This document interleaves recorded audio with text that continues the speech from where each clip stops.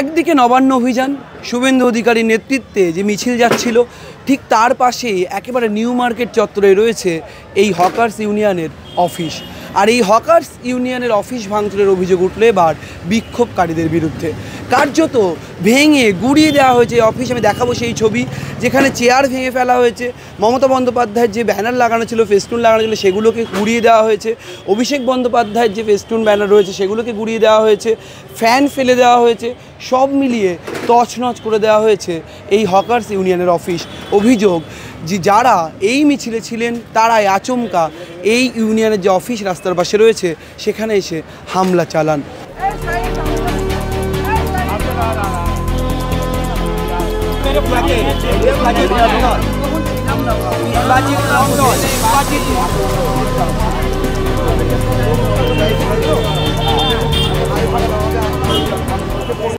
আমাদের এটা new market hawker সুরক্ষা union, affiliation INTTUC, Mamata Banerjee উদ্যোগে, মদন মিত্র নেতৃত্বে, মদন মিত্র আমাদের নেতৃত্বে এই আমাদের ইউনিয়ন অফিস। আমাদের 2-4 জন এখানে ছিল, তখন এদের মিছিল ওই দিক থেকে এসে অর্জুন সিং নিজেই ছিল, নেতৃত্ব দিচ্ছিল। এইখানে এসে তারপরে ভাঙচুর করে আমাদের অফিসটাকে, আমাদের নেত্রীর সমস্ত একে ভাঙচুর করে চুরমার করে দিয়েছে।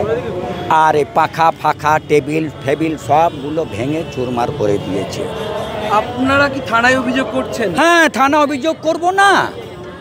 এই যে গুন্ডামি করেছে, ওরে তো বড় সাহস হয়ে গেছে যে এসে আমাদের অফিসটা ভেঙে চুরমার করে দেবে। আর হাতে ন্যাশনাল ফ্ল্যাগ আছে। এখানে সব বিজেপির লোকরা সব এসে এইভাবে গুন্ডামো করলো, আপনি তো দেখলেন।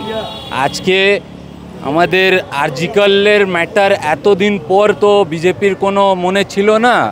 এখানে বাংলার পুরো ফেভারতে যখন দিদি আওয়াজটা তুললো বাংলার জন্য, বাংলার লোকের জন্য, যেখানে যেখানে একটা জুলুমবাজি করছে বিজেপিরা অন্য সিটিতে, এই করার জন্য এখানে আমাদের আজকে এই আপনার নবান্নতে এখানে করা হলো মিটিংটা। তারপরে এখানে গুন্ডামু করে সব বেড়াচ্ছে পুরো কলকাতাতে। এখন দেখার এই ঘটনা নিয়েও তৃণমূল ঠিক কী প্রতিক্রিয়া দেয়। ক্যামেরায় শুভজিৎ মুখোপাধ্যায়ের সঙ্গে রমেন দাসের রিপোর্ট, সংবাদপ্রতিদিন.in। ফলো করুন সংবাদ প্রতিদিন ডিজিটাল।